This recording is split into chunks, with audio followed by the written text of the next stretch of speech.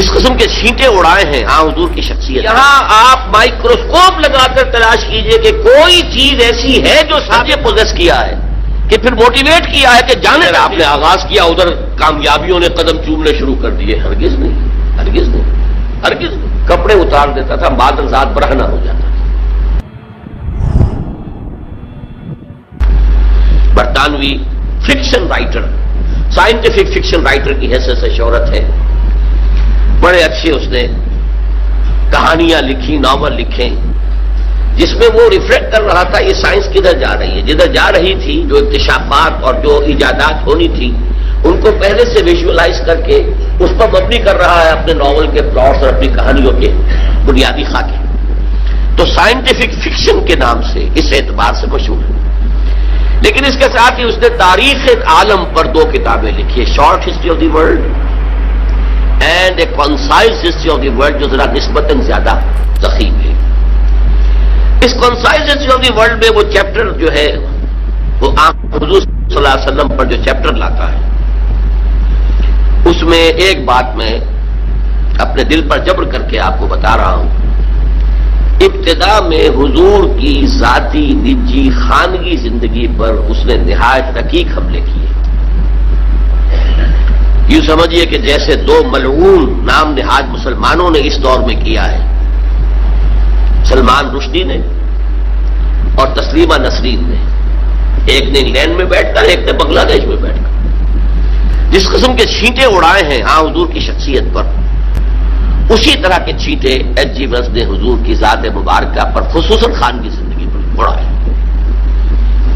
لیکن جب اس چیپٹر کے آخر میں آتا ہے اور خطبہ حجہ کا ذکر کرتے ہوئے باقاعدہ کوٹ کرتا ہے، لا فضل لعربی علی عجمی ولا لعجمی علی عربی ولا لاسود علی احمر ولا لاحمر علی اسود الا بالتقوی کلکم بنو آدم وآدم من تراب.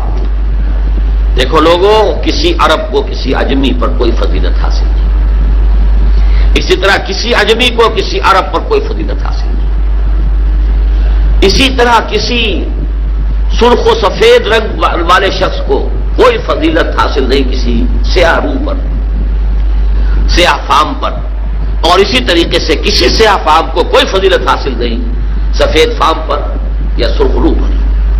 الا بالتقوی، فضیلت کی بنیاد صرف تقوی ہے. کلکم بنو آدم وآدم من تراب، تم سب کے سب آدم کی اولاد ہو، اس کی نسل سے، اور آدم کی تخلیق مٹی سے ہوئی تھی. اس کو کوٹ کرتا ہے. اور پھر ذرا نوٹ کیجئے یہ جملے، واقعتاً بڑے گہرے جملے. Although the sermons of human freedom, fraternity and equality were said before also، کہ اگرچہ انسان کی حریت، اخوت اور مساوات کے واعظ تو دنیا میں پہلے بھی بہت کہے گئے. یہ جملہ لیا. اب اگلا جملہ اور زیادہ قابل توجہ ہے. We find a lot of these sermons in Jesus of Nazareth. ہم دیکھتے ہیں کہ اس کے بہت سے مباحث حسنہ جو ہیں ان چیزوں کے بارے میں حضرت عیسیٰ مسیح ناصری کے ہاں موجود ہیں. عیسائی ہوتے ہوئے کہہ رہا ہے، but it must be admitted. لیکن یہ تسلیم کیے بغیر چارہ نہیں ہے that it was Muhammad sallallahu alayhi wa sallam who for the first time in history established a society based on these principles. یہ صرف محمد عربی صلی اللہ علیہ وسلم تھے جنہوں نے تاریخ انسانی میں پہلی مرتبہ ایک معاشرہ باضابطہ بالفعل انہی اصولوں پر قائم کر کے دکھایا. اب آپ اندازہ کیجئے، یہ ٹریبیوٹ ہے، اور ٹریبیوٹ کس کا ہے؟ دشمن کا ہے. وہ معتقد نہیں ہے. میں نے اسی لیے بتایا اپنے دل پر جبر کر کے کہ اس نے کیا کیا. اس حد تک ایک شخص کی اس میدان میں اتنی بڑی حماقت کا مظاہرہ کر رہا ہے کہ کہتا ہے کہ سمجھ میں نہیں آتا کہ معاذ اللہ ثم معاذ اللہ نقل کفر نہ باشد، کہ محمد جیسے گھٹیا آدمی کے گرد خدیجہ اور ابو بکر اور عمر جیسے عظیم انسان کیسے جمع ہو گئے. حالانکہ اس احمق سے کوئی پوچھے کہ اس سوال کا جواب تو تمہیں دینا چاہیے. درخت تو اپنے پھلوں سے پہچانا جاتا ہے، اور تم جو ہے اس مقصد میں ان کی عظمت کا اقرار ہے، ادراک ہے، شعور ہے. اعلان ہے، اعتراف ہے حضرت خدیجہ کا، حضرت ابوبکر کا، حضرت عمر کی عظمت کا. کیا سمجھ میں نہیں آتا؟ اتنی عظیم شخصیتیں ایسے گھٹیا انسان کی جد کیسے جمع ہو گئی؟ تو میں نے آپ کو اندازہ دے دیا کہ کس قدر زہر اس کے اندر بھرا ہوا ہے. ذاتی طور پر عناد ہے، دشمنی ہے، لیکن اس حقیقت کا ادراک کر رہا ہے اور اس کا اعلان اور اعتراف کر رہا ہے. Although the sermons of human freedom, fraternity and equality were said before also, we find a lot of these sermons in Jesus of Nazareth, but it must be admitted that it was Muhammad sallallahu alaihi wasallam who for the first time in history established a society based on these principles. تو میں نے اسی لیے اس کی دشمنی کو پہلے جو ہے اسٹیبلش کیا ہے تاکہ وہ جو عربی مقولہ ہے الفضل ما شہدت بہ الاعداء، اصل فضیلت تو وہ ہے کہ جس کا اقرار اور اعتراف دشمن بھی کرے. ظاہر بات ہے کہ جو دوست ہے، عقیدت مند ہے، عام طور پر وہ جو محبت کرنے والا ہے اس کی نگاہ جو ہے وہ اپنے محبوب کی کسی خامی کو دیکھ ہی نہیں سکتی، اس کی طرف سے وہ گویا کہ نابینا ہو جاتا ہے. دشمن کا کوئی خیر نظر نہیں آتا، کوئی خوبی نظر نہیں آتی، اور دوست اور محبوب کا کوئی عیب نظر نہیں آتا. لیکن اگر کوئی دشمن کسی کی کسی فضیلت کا، کسی کی عظمت کا اعتراف کرے تو معلوم ہوا کہ اب اس میں کسی شک و شبے کی گنجائش نہیں. یہاں البتہ ذرا ایک بات نوٹ کر لیجئے، یہ جملے جو ایچ جی ویلز نے لکھ دیے تھے، موجودہ جو مرتبین ہیں، چونکہ وہ تو فوت ہوا بہت عرصہ ہوا، اب جو کتاب چھپتی ہے یہ concise history of the world, وہ نئے ایڈیٹرز ہیں، انہوں نے ایڈٹ کیا ہے. ہمیشہ جو نیا ایڈیشن آتا ہے تو اس کے اوپر تو نظر ثانی ہوتی ہے. تو نئے ایڈیٹرز نے یہ جملے حذف کر دیے ہیں، ان کے حلق سے نیچے نہیں اتر پائے. یہ وہ کڑوی گولی تھی جو ان کے حلق سے نیچے نہیں پائی. میں نے اس لیے وضاحت کر دی کہ مبادا آپ میں سے کوئی اس کتاب کو حاصل کرے اور پھر دیکھے اور وہاں یہ جملے نہ پائے. موجودہ ایڈیشن میں وہ نہیں ہے، لیکن آپ کو پنجاب لائبریری سے یا کسی اور پرانی لائبریری سے جن میں کہ پرانے نسخے موجود ہوں، وہ کتاب مل جائے گی کہ جس میں یہ نسخے بعین ہی انہی الفاظ میں موجود ہے جو میں نے آپ کو سنا. بہرحال اب میں اس بات کو زیادہ طول نہیں دینا چاہتا. حضور کی اصل عظمت جس کو ہم بحیثیت انسان سمجھ سکتے ہیں اور جس کا لوہا آج پوری دنیا مان رہی ہے، جس کا انکشاف پوری طرح عالم انسانی پر ہو چکا ہے، وہ یہ ہے کہ آپ نے ایک عظیم ترین انقلاب برپا کیا، گمبھیر ترین، جامع ترین، ہمگیر ترین اور کم از کم وقت میں برپا کیا. اور اس سے بھی زیادہ نمایاں بات یہ ہے کہ اس انقلابی جد و جہد کا ابتدا سے لے کر اختتام تک اس کے جتنے مراحل آئے، ہر مرحلے پر قیادت کی ذمہ داری ادا فرمائی. اس اعتبار سے ذرا ایک تقابل کر لیجئے، تاریخ انسانی کے دو انقلابات بہت مشہور ہیں. انقلاب فرانس سے یقیناً بڑا انقلاب تھا، دنیا سے بادشاہت کا خاتمہ، جمہوریت کے دور کا آغاز اسی انقلاب فرانس سے ہوا، 250 برس قبل کی شے ہے. انقلاب روس، بولشوک ریولوشن آف 1917 یقیناً عظیم انقلاب تھا. اگرچہ 70 برس کے اندر اندر اس کی موت واقع ہو گئی، لیکن جب اٹھا تھا، کھنڈر بتا رہے ہیں، عمارت عظیم تھی، بڑے جوش و خروش کے ساتھ وہ وجود میں آیا، بڑے جوش و خروش کے ساتھ پھیلا. کہاں روس سے وہ لیٹن امریکہ تک جا پہنچا، کتنی اس کی توسیع ہوئی ہے، کس بجلی کی سسورت کے ساتھ ہوئی ہے. لیکن ان دونوں انقلابات کا آپ جائزہ لیں گے تو نمبر 1، دونوں جزوی انقلاب تھے. ایک میں صرف سیاسی ڈھانچہ بدلا، باقی عقائد بھی وہی، رسومات بھی وہی، سماجی نظام بھی وہی، سماجی ویلیوز بھی وہی، معاشی نظام بھی وہی، معاشی تمام جتنے بھی انسٹیٹیوشنز تھے وہ بھی وہی، صرف سیاسی نظام بدلا، باقی زندگی جو کی تو. بولشوک ریولوشن کے ذریعے معاشی ڈھانچہ بدل گیا، ملکیت ختم ہو گئی، قومی ملکیت میں آ گئے تمام وسائل پیداوار. بس باقی آپ کو معلوم ہے جیسے وہ کرسچنز پہلے تھے ویسے ہی کرسچن بعد میں رہے، جو عقائد پہلے تھے وہی ان کے بعد میں رہے، سماجی ویلیوز وہی رہیں، سارا نقشہ جو کا تو رہا. معاشی انقلاب آ گئے. اس کو پس منظر میں رکھ کر دیکھیے محمد عربی صلی اللہ علیہ وسلم کا لایا ہوا انقلاب گمبھیر ترین میں کہہ رہا تھا، جامع ترین. یہاں آپ مائکروسکوپ لگا کر تلاش کیجئے کہ کوئی چیز ایسی ہے جو سابقہ حالت پر باقی رہ گئی ہو. جواب نفی میں آئے گا. عقائد بدل گئے، نظریات بدل گئے، انفرادی شخصیتیں بدل گئی، اخلاق بدل گئے، شب و روز کے انداز بدل گئے، صبح و شام کا انداز بدل گیا، نشست و برخاست کے انداز بدل گئے. پھر سماجی نظام بدل گیا، سیاسی نظام بدل گیا، معاشی نظام بدل گیا. وہ قوم جس میں کہ لکھے پڑھے لوگ بمشکل انگلیوں پر گنے جا سکتے تھے، وہ علوم کی موجد ہو گئی، دنیا کی استاد بن گئی. اس نے مشرق و مغرب سے علوم لیے، یونان سے بھی لیے اور چین اور ہند سے بھی لیے، انہیں ڈیولپ کیا، بڑھایا اور پورے عالم انسانیت کی طرف پھیلا دیا.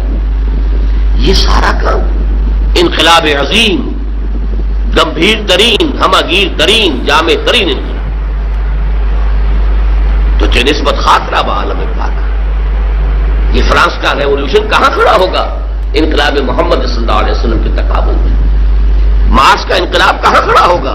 انقلاب محمد صلی اللہ علیہ وسلم کے تناظر میں. نمبر 2،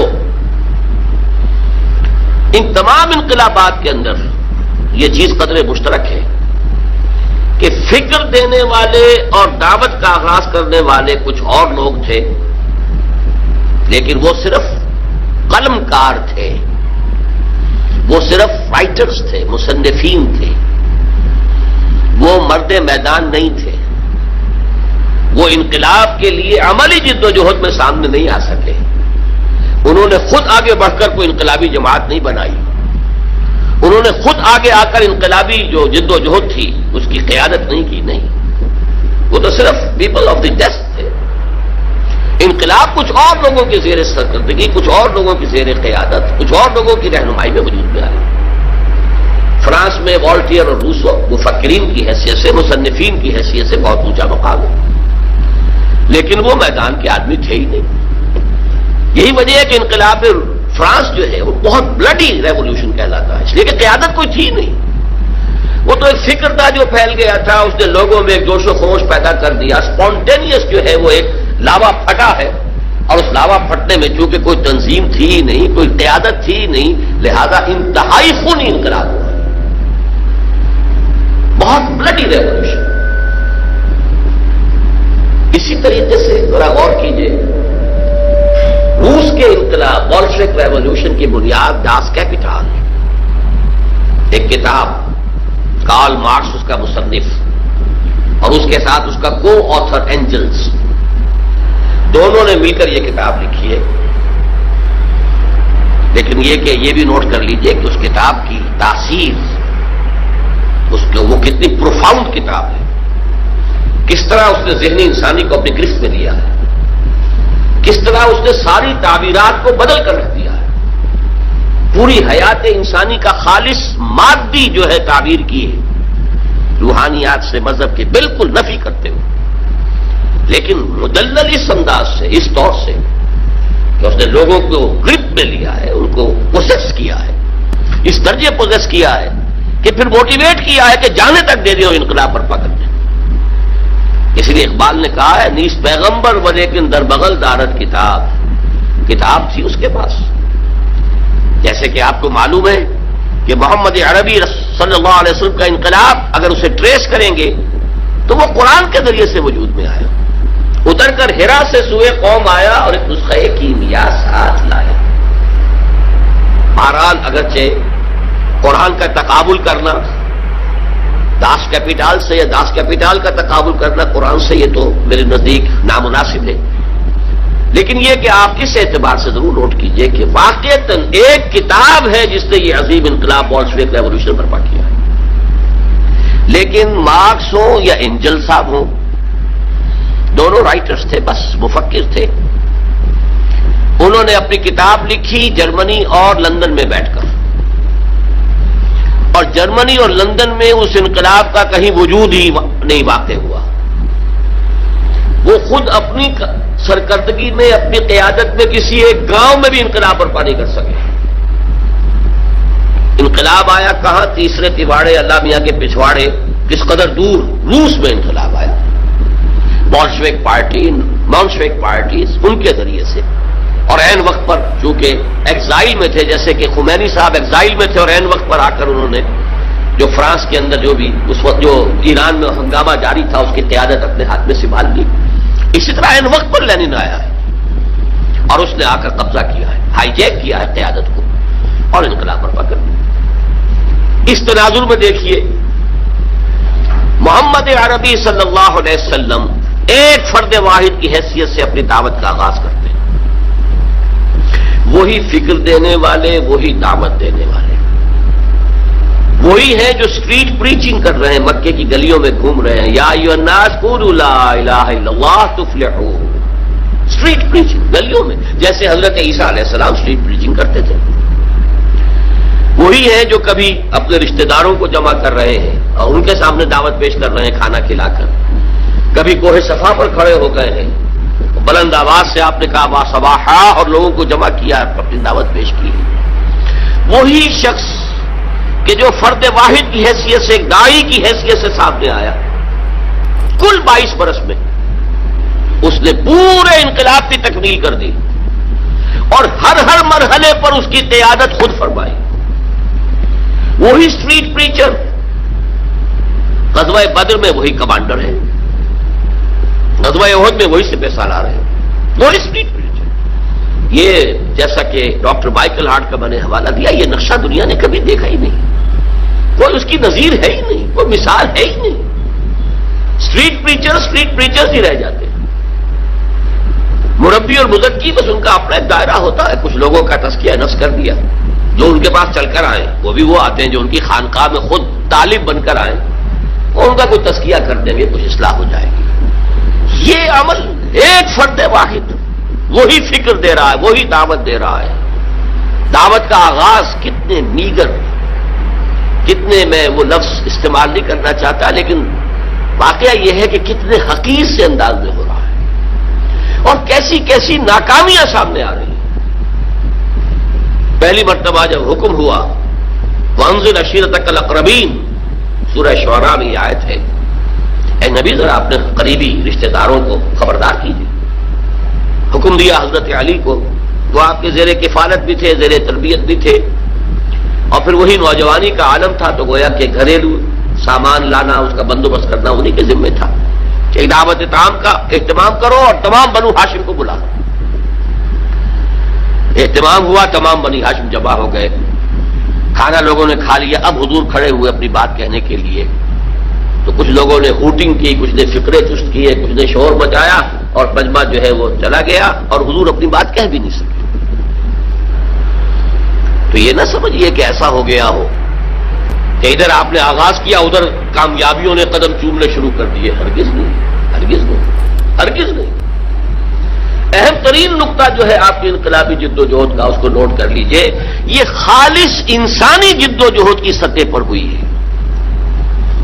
اس میں وہ سارے مراحل آئے ہیں جو کسی بھی انسانی جد و جہد میں آتے ہیں، ابتدائی ناکامیاں، ابتدائی مایوسیاں، محنت اور مشقت بے پناہ، اور نتیجہ کچھ بھی نہیں، کم سے کم ویزیبل نتیجہ، نظر آنے والا مرئی نتیجہ زیرو۔ لیکن حضور نے چند دن کا وقفہ دے کر پھر حضرت علی سے کہا اب دوبارہ پھر بلاؤ، پھر کھانے کا اہتمام کرو۔ اب میں یہ کہا کرتا ہوں کہ شاید لوگوں کو شرم آ گئی کہ 2 مرتبہ کھانا کھا لیا ہے، آخر اتنی شرافت تو لوگوں کے اندر بھی تھی۔ اب بہرحال ان کا حق بن گیا ہے کہ ان کی کوئی بات ہم سن لیں۔ حضور نے اپنی دعوت پیش کی، اور عظیم خطبہ ہے جو آپ نے، نہایت جامع، نہایت مختصر، نہایت مؤثر، لیکن اس وقت میں اس کی تفصیل میں نہیں جا سکتا۔ میرا کتابچہ اردو میں بھی ہے، دعوت اللہ، اس میں میں نے وہ خطبہ نقل کیا ہے۔ اور یہ مجھے افسوس ہے کہ ہمارے ہاں حدیث کی کتابوں میں یہ موجود نہیں ہے، یہ اہل تشیع کے ہاں سے مجھے ملا ہے، نہج البلاغہ سے، اور میرا دل گواہی دیتا ہے کہ واقعتاً یہی وہ خطبہ ہے جو حضور نے بنو ہاشم کو جمع کر کے ارشاد فرمایا۔ انگریزی میں بھی اس کتاب کا ترجمہ ہے دعوت اللہ کا، اس میں بھی یہ خطبہ موجود ہے۔ بہرحال اب یہ کہ لوگوں نے سن لیا، لیکن پورے مجمع کو سانپ سون گیا، کوئی بول ہی نہیں رہا، چپ۔ حضرت علی کھڑے ہوتے ہیں، وہ پہلے سے اپنے تھے، وہ کہتے ہیں کھڑے ہو کر، اگرچہ میں سب سے کم عمر ہوں، اگرچہ میری ٹانگیں پتلی ہیں، اگرچہ میری آنکھیں دکھتی ہیں، یہ آشوب چشم کا عارضہ حضرت علی کو کہ بچپن ہی سے تھا۔ معلوم ہوتا ہے ککروں کا جو برس ہے، جو عام طور پہ بچپن سے شروع ہوتا ہے، جاری رہتا ہے۔ مختلف جنگوں کے موقع پر بھی تذکرہ ملتا ہے کہ حضرت علی کی آنکھ دکھ رہی تھی تو حضور نے اپنا لعاب دہن جو ہے ان کی آنکھ میں لگایا، جس سے ان کو سکون حاصل ہوا، پھر وہ جنگ کے میں حصہ لے سکے۔ تو یہ معلوم ہوتا ہے کہ ٹرکوما کا جو مرض ہوتا ہے وہ شاید انہیں تھا۔ اگرچہ میں سب سے کم عمر ہوں، اور اگرچہ میری ٹانگیں پتلی ہیں، اور اگرچہ میری آنکھیں دکھتی ہیں، لیکن میں آپ کا ساتھ دوں گا۔ اور پورا مجمع کھلکھلا کر ہنس پڑا کہ یہ چلے ہیں دنیا کی تقدیر بدلنے، اور یہ ہیں ان کے ساتھی۔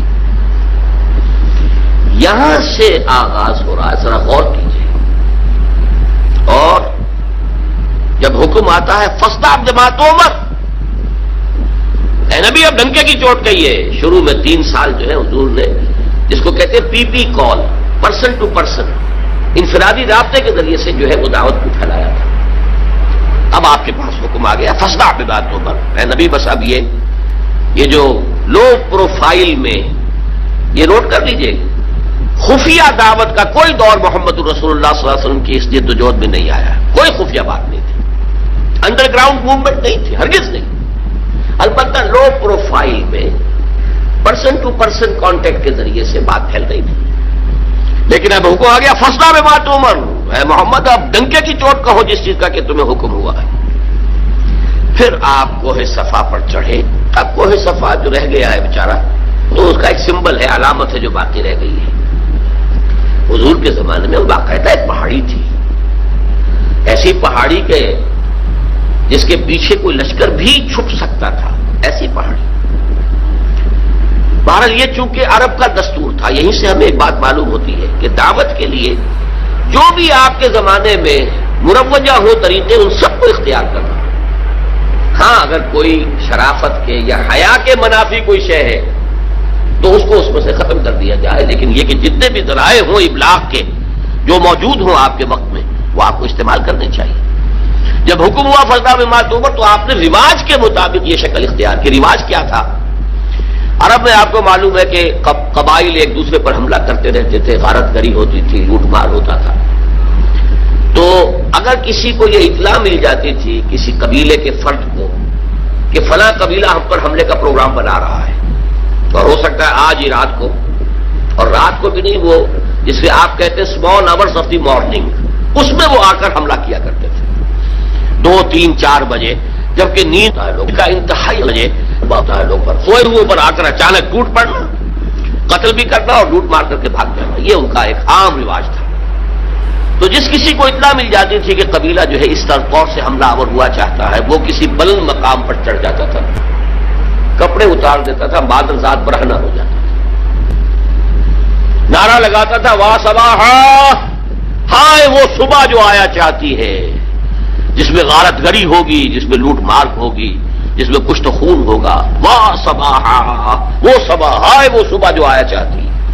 اب دیکھیے دونوں چیزیں اسے جمع کر لی، آڈیو ویژول، اس لیے کہ جہاں تک تو اس کی آواز جا رہی واہ صباحا، وہاں تک تو لوگوں نے اس کی آواز کو سن لیا، وہ لب کے دوڑے، کوئی بڑی خبر ہے، کوئی حملہ ہوا چاہتا ہے، کوئی بڑی تباہی آنے والی ہے، یہ شخص اس کی خبر دینا چاہتا ہے، تو دوڑو لب کو سنو اس کی بات۔ اور جہاں اس کی آواز نہیں جا رہی، وہ عریاں نظر آ رہا ہے کھڑا ہوا، اسی لیے اسے نذیر عریاں کہتے تھے، خبردار کرنے والا، وارن کرنے والا جو بالکل ننگا ہو گیا، نذیر عریاں۔ حضور نے اس میں صرف یہ کمی کی کہ ظاہر بات ہے کہ یہ حیا کے خلاف تھی بات، فطرت کے منافی تھی، آپ نے کپڑے نہیں اتارے، لیکن نعرہ وہی لگایا واہ صباحا۔ اب لوگ جو ہے وہ آئے، جمع ہوئے، اونچائی پر آپ کھڑے تھے، لوگوں نے دیکھا بھی، پھر اپنی دعوت پیش کی۔ اور آپ کے علم میں ہے یہ واقعات تو سب جانے بوجھے ہیں کہ اس مجمع میں سے سگا چچا بولتا ہے تبا لکا لہذا جمعتنا، تمہارے لیے ہلاکت اور بربادی ہو گیا، تم نے اس کام کے لیے ہمیں جمع کیا تھا، ہم سمجھے تھے کوئی واقعی خبر تم دینے والے ہو، تم کوئی بات بتانے والے۔ اور نوٹ کیجیے جو میں نے عرض کیا تھا، وہ پہاڑی کتنی بڑی تھی کہ حضور نے پہلے یہ کہا کہ لوگوں اگر میں تمہیں یہ خبر دوں کہ اس پہاڑی کے پیچھے دشمن کا لشکر ہے جو تم پر ٹوٹ پڑنا چاہتا ہے، تو میری بات مانو گے کہ نہیں؟ یعنی وہ پہاڑی اتنی تھی کہ اس کے پیچھے کوئی گروہ، کوئی لشکر جو ہے وہ چھپ سکتا تھا۔ تو انہوں نے کہا ضرور، ایک تو اس لیے کہ آپ بلندی کے مقام پر پہاڑی پر کھڑے ہیں، پہاڑ کے دونوں طرف دیکھ رہے ہیں، اور دوسرے یہ کہ آپ نے تو کبھی جھوٹ بولا ہی نہیں، آپ صادق الامین ہیں۔ یہ پہلے گواہی لے کر آپ نے بات کی ہے اپنی، میں تمہیں اللہ کے عذاب سے ڈراتا، آخرت کے محاسبے سے ڈراتا، جس پر اس نے کہا تبا لکا لہذا جماعتنا، جس پر یہ سورت نازل ہوئی ہے، تبت یدا ابی لہب وتب ما اغنی عنہ مالہ وما کسب سیصلی نارا ذات لہب وامرأتہ حمالۃ الحطب فی جیدہا حبل من مسد۔ تو یہ میں نے دو جھلکیاں آپ کو دکھائی ہیں کہ کیسا میگر سٹارٹ ہے، کتنا دل کو توڑ دینے والا، کتنا انسان کی ہمت کے لیے سمجھیے کہ صبر آزما جس کو کہنا چاہیے، صبر کی پوری آزمائش کرنے والا یہ معاملہ ہوا ہے جس سے کیا آغاز ہوا ہے۔ اور میں اس کو اب مختصر کر رہا ہوں۔ پورے 10 برس کی محنت اور مشقت محمد عربی صلی اللہ علیہ وسلم، اور ذہن میں رکھیے آپ جیسا مبلغ، آپ جیسا مربی، آپ جیسا مزکی، آپ جیسا معلم نہ پہلے پیدا ہوا نہ کبھی ہو سکتا ہے۔ امتناع نظیر، حضور کی نظیر محال مطلق ہے، بلکہ ہمارے ہاں بعض علماء کا اور ایک خاص مکتب فکر کا تو یہ موقف ہے کہ خود اللہ بھی اس پر قادر نہیں ہے کہ کوئی دوسرا محمد پیدا کر سکے۔ بہرحال یہ ایک نزاعی اور اختلافی مسئلہ ہے، لیکن اس میں تو کوئی شک نہیں کہ نتیجے کے اعتبار سے تو بات صحیح ہے، حضور کی کوئی نظیر نہ ہوئی ہے نہ ہوگی۔